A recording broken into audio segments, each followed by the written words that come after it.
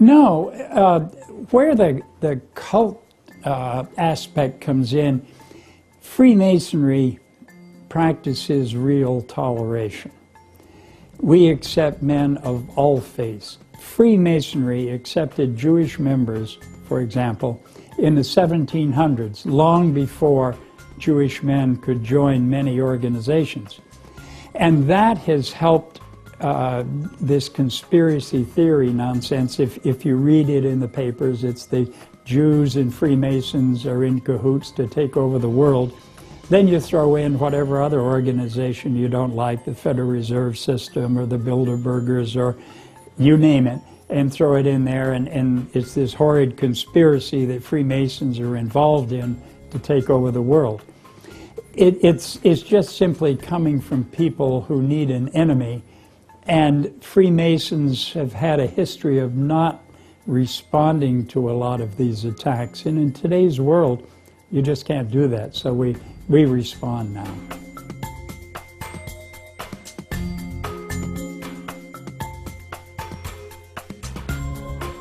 They would be terribly disappointed and wouldn't even think about staying in the organization, because that's not what it's about, that's not what it gives, and a person looking for that is better not coming into the fraternity. We do have famous Masons. You can go into the arts, you can go into the theater, you can go into religious leaders, you can go into political leaders, you can go into some of the great names in the auto industry or in any industry that you can think of. There are many labor leaders. Samuel Gompers is a classic example of a labor leader who was a Freemason. I can go through a long list of famous names with you, but of the millions of men who've been Masons, most haven't been famous.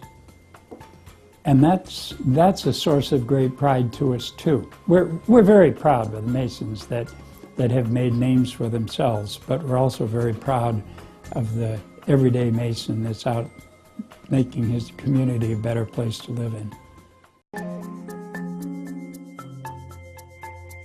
I wish I could say to you that we're, but it isn't. It's a symbol. The pyramid is used occasionally in Freemasonry as the all-seeing eye. But the committees, there were 3 committees that designed the dollar bill and the Great Seal, which is what we're really talking about here. Only one of them, Benjamin Franklin, was a Freemason, and he was on the first committee, and they didn't design the Great Seal. So that you've got a symbol of strength and stability in the pyramid, and the all-seeing eye, which is the protective eye of God watching us as a nation. The symbol itself has nothing to do with Freemasonry.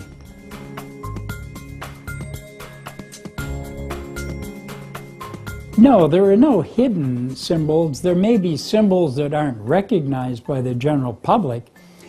Every Masonic building has a square and compass on it, which is the best known symbol of Freemasonry in the world. If you don't know what it is, then you wouldn't recognize it as such.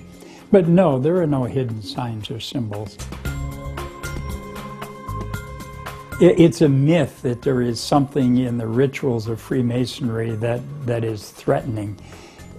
All it is, the ritual are stories, morality plays, if you will, that use, in many cases, the Bible as a background to teach things like ethics and morality and truth.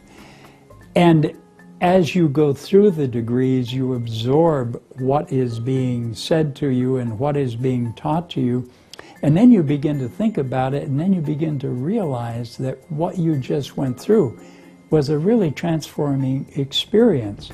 If you do the things that have been told to you and taught to you, you will be a better person. I believe the book, The Lost Symbol by Dan Brown, has done an enormous amount of good for Freemasonry because he truly caught the essence of the fraternity. I don't know how he did it. I don't know how a non-Mason could write the book he wrote and come so close to catching the spirit and the essence of what our fraternity is about. He did a remarkable job that way.